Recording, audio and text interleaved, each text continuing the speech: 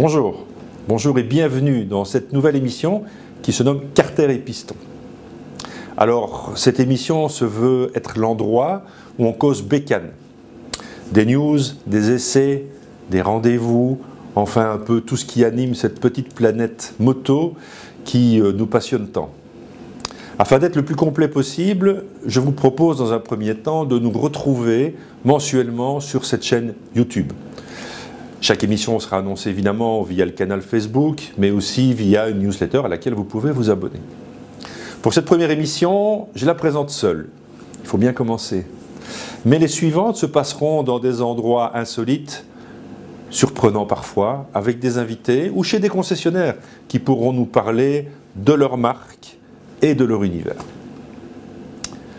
Pour inaugurer cette émission, cette nouvelle émission, Carter et Piston, je vous propose d'aborder un sujet qui nous concerne tous, un sujet de mobilité. Bultaco. Certains d'entre vous connaissent, d'autres en ont entendu parler. En tout cas, cette vieille marque renaît de ses cendres, avec en fait un univers qui n'est plus tout à fait celui dans lequel elle a excellé il y a quelques dizaines d'années. Vous allez voir. Bultaco, cette vieille marque espagnole, revient sur le devant de la scène. Elle y revient en fait par de la mobilité écologique, avec cet engin qui est un vélo, qui est une moto, on ne sait pas très bien. C'est un vélo, pourquoi? Parce qu'il faut pédaler, et c'est une moto aussi, pourquoi? Parce qu'il ne faut pas pédaler, et cet engin est pourvu d'une poignée qu'on va appeler poignée de gaz, et qui donne évidemment la puissance du moteur sans pédaler. Alors c'est un engin dont moi, j'ai apprécié le plaisir, l'accessibilité, le côté lifestyle. On peut lui reprocher de peser un peu lourd, 42 kg. 42 kg, mais c'est finalement beaucoup plus léger qu'un scooter. C'est un peu plus lourd évidemment qu'un VTT électrique. J'aime cette idée de la mobilité mixte entre le vélo et la moto, même si nous avons affaire clairement à une moto puisque ce véhicule est immatriculé. Cet engin élargit les horizons en fait, au-delà de nos centres urbains, puisque c'est un engin qui va permettre de se déplacer de ville en ville avec son autonomie de plus de 100 km. Donc, une bonne idée, un retour d'une marque légendaire. On est ici en Espagne sur les terres originales de Bultaco. On peut juste se demander si cette mixité ne sonnera pas le glas, en fait, de nos VTT électriques dans nos forêts. Pourquoi? Parce que pour le moment, ils y sont acceptés en tant que vélo, mais les motos ne peuvent plus y rouler. Et ceci est considéré comme une moto. Donc on est un peu à cheval au début d'un nouveau genre, d'une nouvelle ère. Il faudra évidemment s'adapter et trouver des solutions. En tout cas, à 5 700 €, on est évidemment dans du haut de gamme, mais c'est du haut de gamme. Bultaco, Albero, l'Espagne, le soleil, les villes, la joie de vivre. Qu'est-ce que vous voulez de mieux? Ducati s'est forgé une image sportive tout au long de son existence. Par la compétition, mais aussi par le caractère bien trempé des motos de la firme de Bologne. En sortant dernièrement la fabuleuse V4, directement issue du MotoGP, la firme de Bologne ne trahit pas du tout son ADN. Pourtant, le segment du gros trail représente un marché important au niveau des ventes moto et il ne faut pas le négliger. Avec la nouvelle Multistrada 1200, Ducati reste fidèle à son esprit sportif, mais avec un brin d'aventure. Voyez plutôt.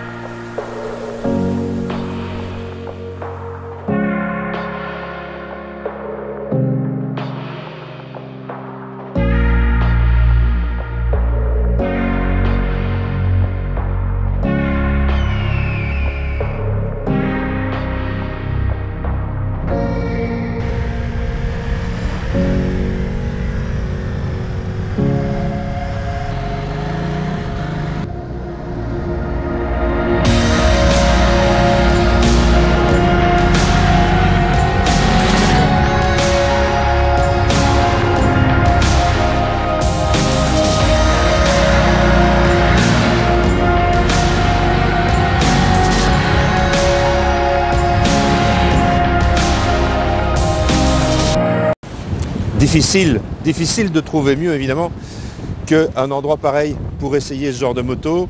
Je suis à Las Palmas, Tenerife, On est au mois de décembre, donc quelques semaines avant que vous voyiez cette émission.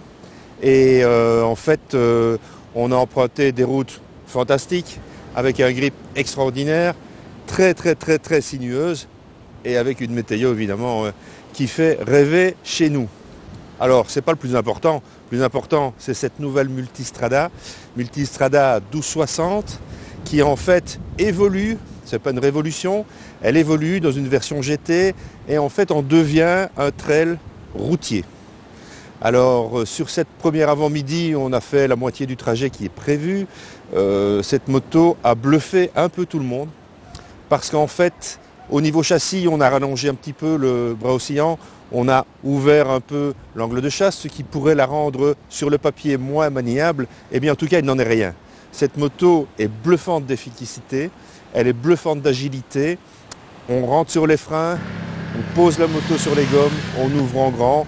Et l'électronique évidemment embarquée qui est ici un peu poussée à l'extrême, ou en tout cas qui présente tout ce qu'on peut maintenant trouver sur une moto de ce type, est présente sur cette moto. On a évidemment de l'ABS sur l'angle, on a de l'anti-wheelie, on a du traction control, on a des modes de conduite qui vont de la pluie au sport, et chaque paramètre de la moto peut être réglé de façon individuelle pour vraiment vous faire une Ducati à la carte et qui correspond exactement à votre mode de conduite. Donc une moto belle, il faut le dire, une Ducati c'est beau. Dans cette livrée grise, on sort un peu du rouge habituel, mais avouez comme moi qu'elle est juste splendide. Et voilà une moto qui vous emmènera à mon avis sur de très beaux voyages, de très longs voyages, parce qu'elle est confortable. On pourrait lui reprocher une selle un tout petit peu dure et préférer un peu de moelleux. Un pare-brise qui pourrait être un peu plus large, même en position haute, malgré que sur autoroute il ait une bonne efficacité de protection, mais comme vous le voyez, on ne l'a pas essayé sous la pluie, et à mon avis, il est un peu petit pour une protection optimale dans nos conditions météo, en tout cas chez nous en Belgique. Donc voilà une moto amusante, comme l'est une Ducati en général, avec un bicylindre qui en veut, on a quand même 158 chevaux, avec une courbe de puissance qui, dès 3500 tours, donne 85% de la puissance disponible. Donc en fait, il n'y a pas besoin de monter très haut dans les tours. C'est une moto qui, d'emblée, avance, va vite. Et par rapport à sa devancière, on gagne environ 20% d'efficacité sur toutes les plages de régime. Et donc on en obtient une moto qui est beaucoup plus facile, maniable, agile, accessible. Et je le répète, agile, parce que c'est vraiment ce qui ressort de cette première demi-journée d'essai. L'après-midi, il paraît que nous allons avoir encore un meilleur tarmac, et donc on va peut-être pouvoir essayer de poser les roues à grande vitesse avec beaucoup d'angle. On n'en sait rien encore, on le verra bien cet après-midi. On se retrouve tout à l'heure pour la suite de cet essai, et en tout cas pour vous confirmer, et à mon avis pas vous affirmer, tout le bien qu'on pense déjà de cette moto.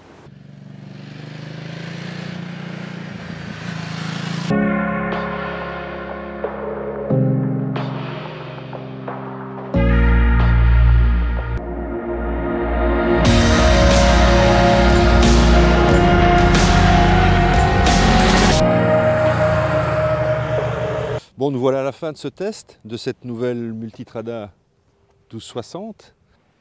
Dans l'ensemble, nous avons une très bonne position de conduite. Même pour des grands gabarits comme moi, il existe des positions de selle beaucoup plus basses, évidemment, pour les gens qui ont été un peu moins gâtés sur la longueur des jambes. La cible pour laquelle elle est prévue, c'est-à-dire le grand tourisme. Moteur péchu, volontaire. On peut juste regretter par moment un petit manque de retour d'informations sur le train avant. On peut ranger un casque de chaque côté, donc c'est quand même pas mal pour les arrêts. Et ça vous permet aussi d'envisager des vacances avec madame. Ducati 1260 Multistrada, je crois un choix judicieux, et en tout cas une des prétendantes à la moto, ou une des motos de l'année 2018.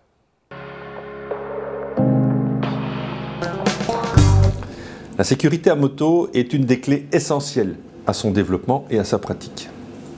Outre les équipements électroniques qui garnissent les machines maintenant, l'équipement du motard reste lui aussi très important.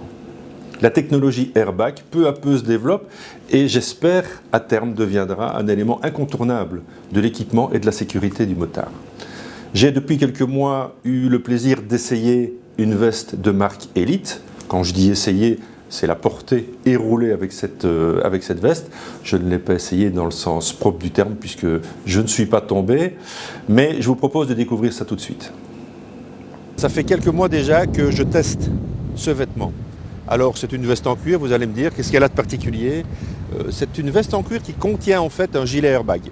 Alors on l'a essayé depuis nombreux mois, non pas en conditions réelles et en tout cas en se mettant par terre, mais lors de mes différents essais, j'ai pris cette veste et j'ai constaté, j'ai essayé de l'adapter à tous les différents véhicules que j'ai pu essayer.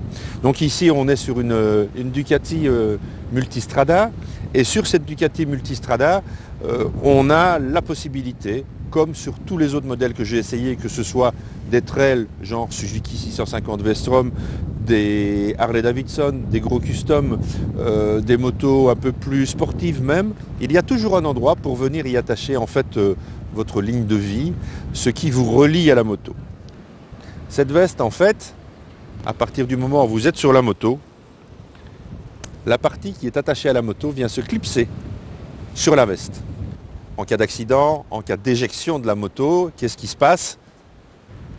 La partie fixe de la moto se tend et vient déclencher l'airbag via la petite bonbonne qui est ici. L'avantage de ce système, c'est que à partir du moment où il a été déclenché, à moins que vous n'ayez peut-être râpé pendant quelques dizaines de mètres sur la route, et là le vêtement sera peut-être abîmé, mais sinon il suffit d'attendre que le gaz ressorte de l'enveloppe, de changer la cartouche et vous êtes reparti avec un vêtement remis à neuf.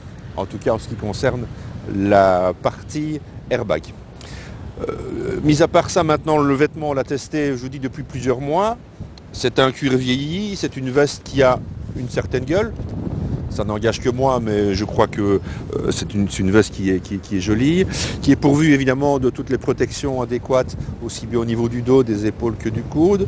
C'est une veste qui peut être munie d'un fleece pour les temps plus froids, et c'est un cuir de belle qualité, vieilli, avec des parties d'aisance qui sont, elles, faites en élastique. Donc voilà, un produit qui coûte 899 €. Un produit de marque Elite. Elite produit également des gilets airbag et ces gilets airbag viennent alors se poser au-dessus de votre équipement habituel. Ici, on est dans un produit de sécurité, un produit airbag avec l'enveloppe airbag qui est contenue dans la veste que vous portez. Belle solution, belle alternative.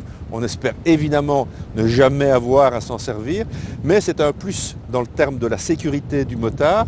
Et à 899 €, le prix d'une bonne veste en cuir, peu importe la marque, vous avez en plus une sécurité accrue en termes de sécurité active et en tout cas en termes de protection.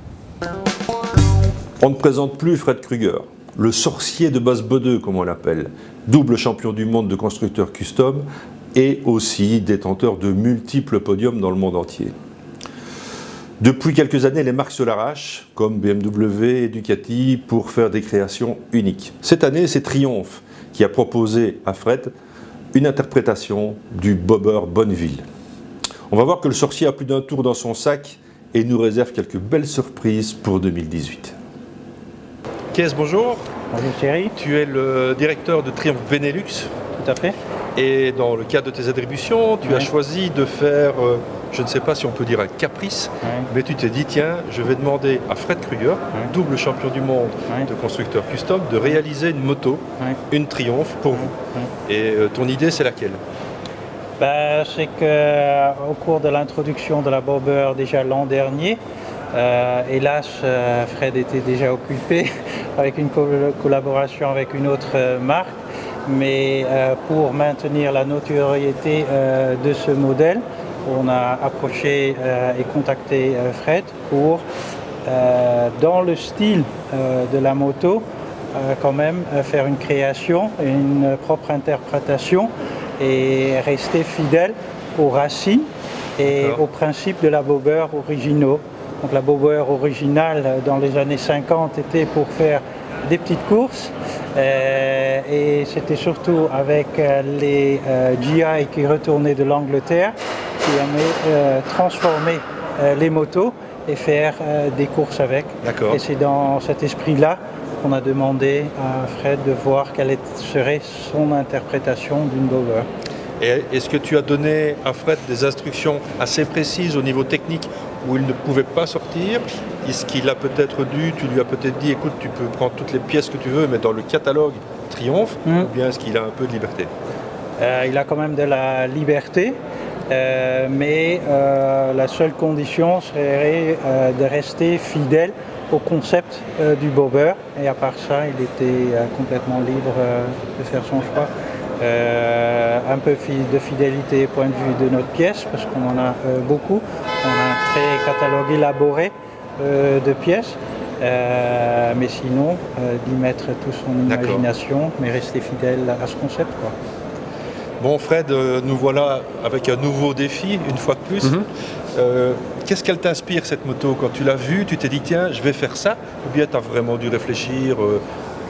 Non, vraiment réfléchir, ça m'a paru relativement simple en la voyant, parce que c'est une moto qui est justement très simple, très élaborée d'un côté techniquement parlant, et en même temps très simple visuellement, parce qu'ils ont été très ingénieux chez Triomphe, à savoir que la moto a quand même un ABS, un anti-patinage, une gestion électronique qui est correcte, mais tout ça est justement bien intégré dans la moto et ne dénature pas du tout la simplicité de l'esthétique de cette moto.